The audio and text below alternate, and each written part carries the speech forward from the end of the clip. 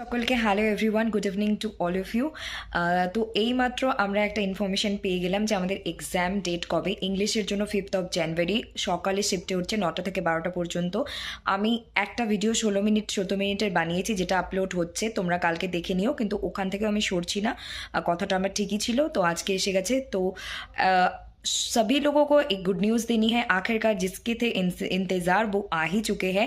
आप लोगों का एग्ज़ाम होने वाला है 5th ऑफ जनवरी को, यूजीसी नेट एग्ज़ाम इंग्लिश के morning shift 9 AM to 12 Noon. So be prepare ready.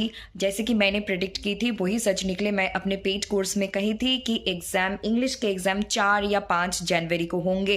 आखिरकार वही सही निकले। मेरी ऑनलाइन स्टूडेंट को पता है, पेड कोर्स वाले को।